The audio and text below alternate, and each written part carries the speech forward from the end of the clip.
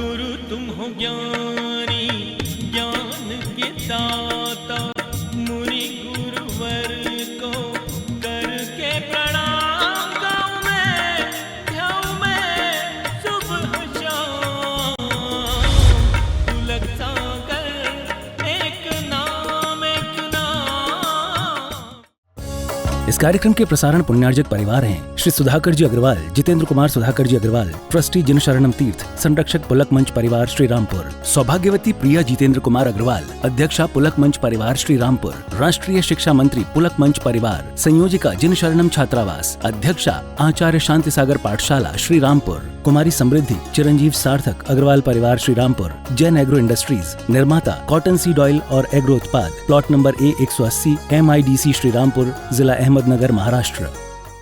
भगवान महावीर के अमर संदेश जीव दया की राह पर चलते हुए भारत गौरव राष्ट्र संत आचार्य श्री पुलक सागर जी गुरुदेव की प्रेरणा से वात्सल्य धारा ट्रस्ट द्वारा संचालित एक महान अभियान, शिक्षा और सेवा समय की मांग, वात्सल्य धारा एक समाधान, मानवीयता की दुनिया में बढ़ते कदम, वात्सल्य धारा एक प्रकल्प अनेक, सुशिक्षा सुस्वास्थ्य शिविर, औषधि वितरण, वात्सल्य धारा रुग्ण वाहिनी, अहिंसा प्रसाद, माँ जनवाणी संग्रहालय, जीव दया, गौ सेवा, कन्यादान, वात्सल्य धाम। सामर्थ्य अनुसार सहयोग राशि प्रदान कर हमसे जुड़ें। बैंक खाता विवरण निम्नवत है, अथवा आप अपनी धनराशि दिए गए QR कोड को स्कैन करके हमें UPI द्वारा सीधे भेज सकते हैं। आपके द्वारा दिया गया दान आयकर की धारा 80G के अंतर्गत कर मुक्त है। पूछताछ हेतु संपर्क करें। महात्मा बुद्ध चुप रहे। सिद्ध हेत स्वामी गहे यह गौरव की बात, पर चोरी चोरी तुम गए यही हृदय आघात। सखी वो मुझसे कह के जाते, तो क्या अपने पथ की बाधा पाते। महात्मा तुमको मुझसे कहना था ना कि यशोदरे मेरा भोगों में मन नहीं लगता है, यशोदरा मेरा महलों में मन नहीं लगता है, यशोदरा मेरा घर गृहस्थी में मन नहीं लगता है। मुझसे कहकर जाते तो मैं भी छत्राणी थी, खुशी खुशी तुम्हें विदा करती कि जाओ अपने परमात्मा को ढूंढो जाओ। लेकिन तुम मुझे सोता हुआ छल से भाग करके गए, कपट से भाग करके गए। यह मेरे हृदय में आघात लगा है। इसलिए महात्मा तुम मेरी नजरों में भगवान कभी नहीं बन सकते हो। बुद्ध की निगाहें झुक गईं। यशोधरा ने मौन सन्नाटा पूरे महल में गई, दूसरे कक्ष में अपने पुत्र राहुल को हाथ पकड़ कर लेकर आई। 12-13 वर्ष का वह पुत्र। बोले महात्मा ये तुम्हारी औलाद है, और आज तुम्हारी औलाद अपने पिता से वसीयत मांगती है। क्या देकर गए आप इस बच्चे को? केवल जन्म ही दिया ना। 13 साल का मेरा बेटा बाप को बाप नहीं कह पाया, तुम इसे आधी रात को छोड़कर भाग गए। अभी मां कहती है मेरे बच्चों के लिए कुछ दे करके जाओ। महात्मा बुद्ध ने महल की तरफ देखा। यशोधरा ने कहा ये मत देखो, ये तुम्हारे पिता का है, तुम्हारा नहीं है, ध्यान रखना है। बेटा तुम्हारा है, मुझे इस बच्चे के लिए वसीयत चाहिए। ये अपना जीवन यापन कैसे करे। महात्मा बुद्ध चुप रहे। पुत्र राहुल की तरफ देखा, उसके सिर पे हाथ रखा और कहा कि बेटा तुम्हारी मां मुझसे तुम्हारे लिए वसीयत मांगती है, विरासत मांगती है। आज मैं तुम्हें अपनी विरासत देता हूं। महात्मा बुद्ध उस बच्चे को हाथ पकड़ के महल से आंगन में लेकर आए। यशोधरा पीछे पीछे भागी, माता पिता पीछे पीछे भागे। महात्मा बुद्ध ने उसका हाथ पकड़ा, आंगन में लाके खड़ा किया। राहुल, पुत्र राहुल, तुम्हारी मां मुझसे वसीयत मांगती है, और जिस बाप के पास जो होता है वही वसीयत में देता है। और महात्मा बुद्ध ने अपना भिक्षा पात्र लिया और राहुल के हाथ में भिक्षा पात्र रख दिया। ये एक संत की वसीयत मैं तुझे सौंपता हूं, मैं तुम्हें सौंपता हूं। मैं अपने आप का सम्राट हूं, मैं बाहर का नहीं, अपनी आत्मा का सम्राट हूं। और भिक्षा पात्र राहुल के हाथ में रख दिया और यशोधरे से कहा कि ले यशोधरे, तूने वसीयत मांगी थी, मेरे पास ये भिक्षा पात्र है, ये मैं इसे देता हूं। और कहते हैं, कहानी कहती, इतिहास कहता है कि 13 साल का राहुल भिक्षु बन करके खड़ा हो जाया करता है। यशोधरा से कहा कि देख, मैंने अपनी जीवन की 12 वर्ष की जो साधना थी वो अपने पुत्र के हाथ में रख दी। वो कहते हैं कि पुत्र राहुल ही भिक्षु नहीं बना, उसे देखकर यशोधरा भी भिक्षुणी बन करके महल छोड़ करके निकल जाया करती है। मान्यवर, ये वसीयतें हैं जो हमें महापुरुष दे करके जाते हैं। आपसे मेरा निवेदन है, आपसे मेरा आग्रह है, ये कुछ ना कुछ देकर जाओ। मैं धन दौलत की बात नहीं कर रहा हूं। ये मत सोचो कि मैं तुम्हारे रुपए पैसे का बंटवारा कर रहा हूं। मैं आपसे पूछना चाहता हूं कि आप अपनी औलाद को क्या दे करके जाओगे इस दुनिया से? क्या देकर जाओगे? रुपया पैसा, ठीकरे, ये मकान, ये ईंट पत्थरों की बिल्डिंगें, ये सौंप करके जाओगे? ये सौंपा तो तुमने क्या, खाक सौंपा। ध्यान रखिए मान्यवर, मैं जिस परिवार से हूं, मेरे शरीर की पर्याय की मेरी दादी मां जिसने सन्यास धारण किया, आचार्य शनमती सागर से आरिका बनकर के उसने जीवन जिया। बांसवाड़ा में उनकी भव्य समाधि बनी हुई है। मेरे तन के बड़े भाई भी मुनि हैं। मेरी मां साध्वी रही, मेरी चाची साध्वी रही। मेरा पूरा खानदान अधिक से अधिक सब सन्यास के मार्ग पे बढ़ा है। जब मेरी दादी मुझे छोड़कर जा रही थी, उसने मुझे यही कहा था कि बेटा, जिंदगी में सब कुछ करना, शादी मत करना, सन्यास लेना, ध्यान रखना। ये जमीन, ये जायदाद, ये घर, ये परिवार, मैं इसके लिए तुझे छोड़कर नहीं जा रही कि तुम इसमें रच पच जाए। मैं तुझे कहती हूं कि बेटा, कुछ करना या ना करना, दीक्षा धारण करना, सन्यास लेना। उसने वह संस्कार घोंट घोंट कर मुझे पिलाए, वो भी सन्यासिनी हो गई। उसके बाद घर से 5-5 सन्यासी निकल गए मोक्ष के मार्ग पर। ध्यान रखना है। वसीयतें हैं ये, आपसे निवेदन करता हूं। एक मेरा भक्त है, वह टीवी से मेरा भक्त बना, मेरे प्रवचन सुनकर के भक्त बन गया। बहुत दिनों के बाद वो जयपुर पधारा, आकर के मेरे चरणों में रोने लगा। मैंने कहा, तुम कौन हो? मैं तुमको नहीं जानता हूं। बोले, आप नहीं जानते, लेकिन मैं आपको जानता हूं। मैं टीवी से आपका भक्त हूं, आपके प्रवचन सुनता हूं, यूट्यूब में सुनता हूं। तुम इनका रो क्यों रहे हो मेरे दरबार में आके? बोले, आज महाराज मैं बहुत खुश हूं। उनका खुश हो? खुश हो और रो रहे हो? बोले, ये मेरे खुशी के आंसू हैं। बरसों से आपका इंतजार कर रहा हूं, दर्शन हो, दर्शन हो, दर्शन हो। मैं जैन नहीं हूं, लेकिन आपके दर्शन को मैं आया हूं। महाराज, एक बात मुझे बताना है, मुझे बड़ा संतोष मिलेगा आपको बताकर। मैंने कहा, बोलो, क्या बोलना है? बोले, मैंने आपके प्रवचन सुने, मैं रिश्वत लेता था, मैं झूठ बोलता था, मैं हर गलत काम करता था। ऐसा कोई काम नहीं है जो मैं नहीं करता था। हर रास्ते गलत थे, मेरी संगति गलत थी, मैं पी भी लेता था। लेकिन जब से आपके प्रवचन सुने, मैंने कहा नहीं, जिंदगी को बदलने का प्रयास करना चाहिए। आपके प्रवचन सुनने के बाद मेरा जीवन बदल गया। मैंने सब कुछ छोड़ दिया महाराज, और मैंने कसम खा ली, टीवी से ही आपको अपना गुरु बना लिया। और मैंने कसम खा ली कि यदि जिसे मैंने गुरु बनाया है, वो यदि जगत कल्याण के लिए तन के वस्त्र छोड़ सकता है, तो मैं अपनी बुराई क्यों नहीं छोड़ सकता हूं? ध्यान रखना। और मैंने सारी बुराइयों का त्याग कर दिया महाराज।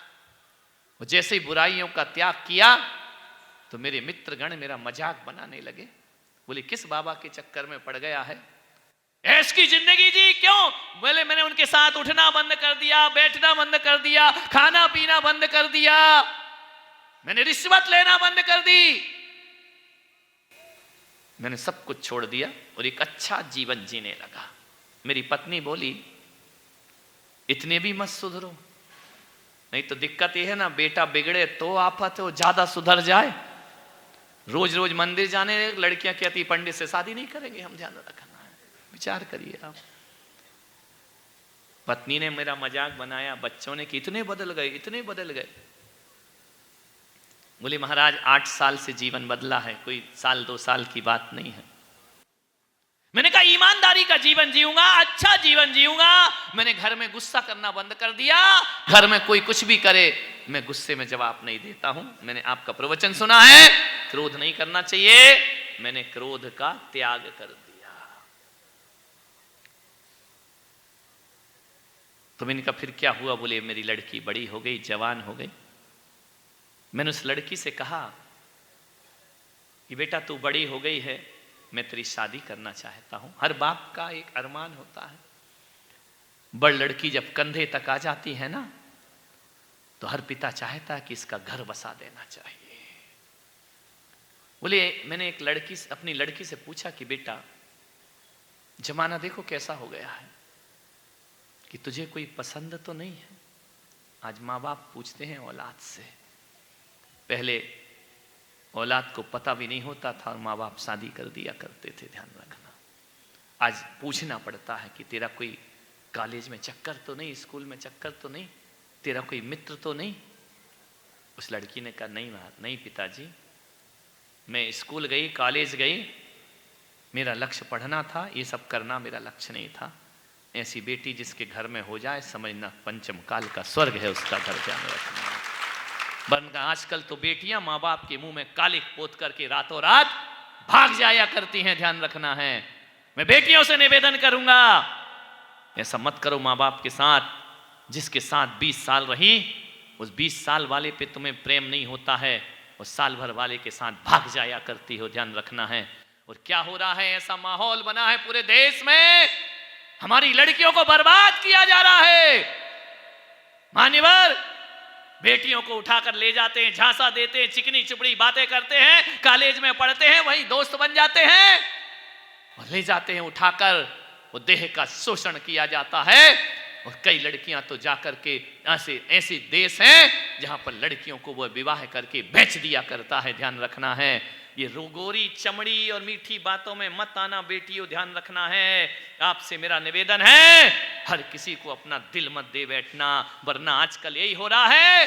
एक नीति चल रही है, षड्यंत्र चल रहा है कि जैनों की लड़कियों को बर्बाद किया जाए, सनातनी लड़कियों को बर्बाद किया जाए, इनका धर्मांतरण किया जाए, इनके वंश को, इनके धर्म को समाप्त करने का षड्यंत्र चल रहा है। बेटियों से कहूंगा जात पात देखना चाहिए। हमारे बुजुर्गों ने जात पात बनाई है तो बहुत सोच समझ के बनाई है, ध्यान रखना है। मान्यवर आपसे